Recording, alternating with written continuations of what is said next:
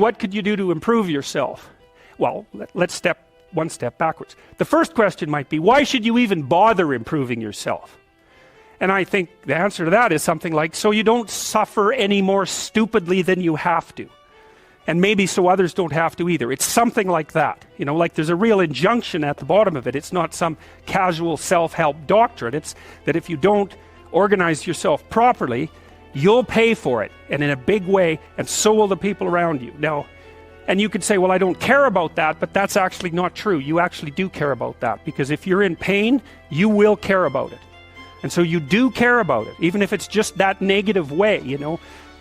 It's very rare that you can find someone who's in excruciating pain who would ever say, well, it would be no better if I was out of this. Sort of pain is one of those things that brings the idea that it would be better if it didn't exist along with it. It's incontrovertible. So you get your act together so that there isn't any more stupid pain around you than necessary.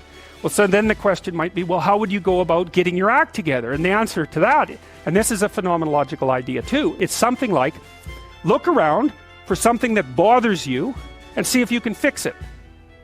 So now you think, well, let's say you go into you can do this in a room. It's quite fun to do it just when you're sitting in a room, like a room, maybe your bedroom. You can sit there and just sort of meditate on it and think, okay, if I wanted to spend 10 minutes making this room better, what would I have to do? And you have to ask yourself that, right? It's not a command, it's like a genuine question.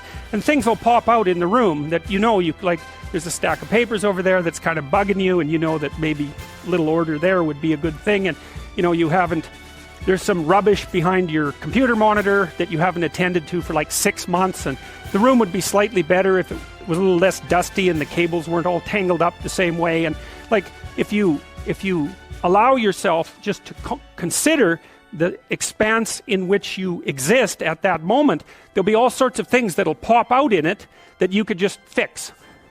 And you know, I might say, well, if you were coming to see me for psychotherapy, the easiest thing for us to do first would just be to get you to organize your room. You think, well, is that psychotherapy? And the answer is, well, it depends on how you conceive the limits of your being.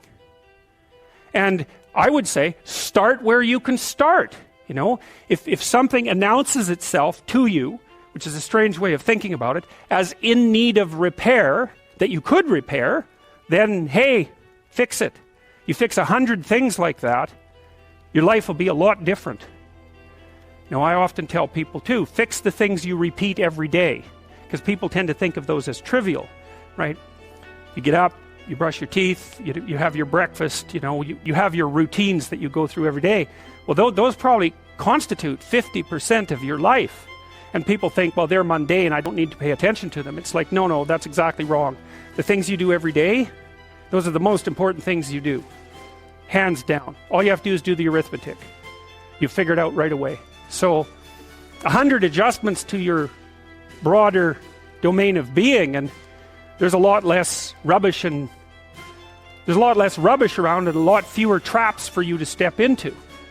And so that's in keeping with Jung's idea about erasing once you've got your mind and your emotions together, and once you're acting that out, then you can extend what you're willing to consider yourself and start fixing up the things that are part of your broader extent. Now, sometimes you don't know how to do that. So you might say, imagine you're walking down Bloor Street and there's this guy who's like alcoholic and schizophrenic and has been on the streets for 10 years. He sort of stumbles towards you and, you know, incoherently mutters something. That's a problem. And it would be good if you could fix it, but you haven't got a clue about how to fix that. You just walk around that and go find something that you could fix, because if you muck about in that, not only is it unlikely that you'll help that person, it's very likely that you'll get hurt yourself.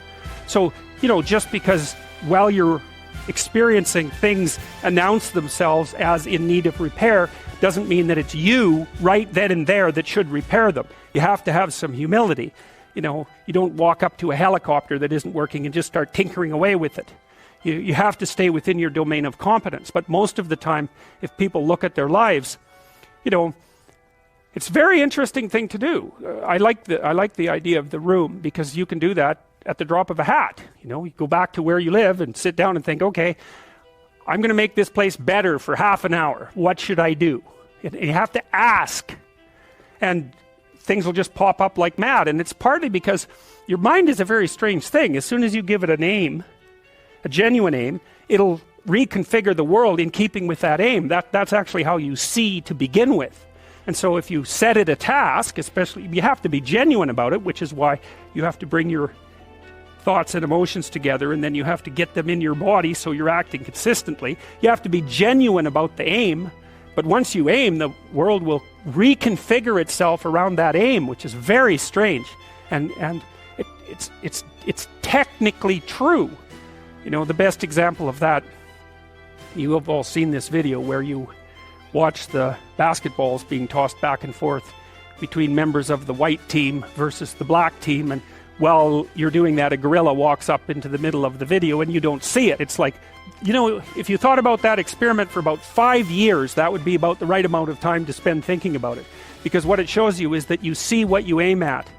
And that, man, if you can get one thing through your head as a consequence of even being in university, that would be a good one. You see what you aim at. And so because one inference you might draw from that is, be careful what you aim at. Right? What you aim at determines the way the world manifests itself to you. And so if the world is manifesting itself in a very negative way, one thing to ask is, are you aiming at the right thing? Now, you know, I'm not trying to reduce everybody's problems to an improper aim. People get cut off at the knees for all sorts of reasons. You know, they get sick, they have accidents. There's a random element to being, that's for sure. And so you don't want to take anything, even that particular phrase, too far. You want to bind it with the fact that random things do happen to people, but it's still a great thing to ask.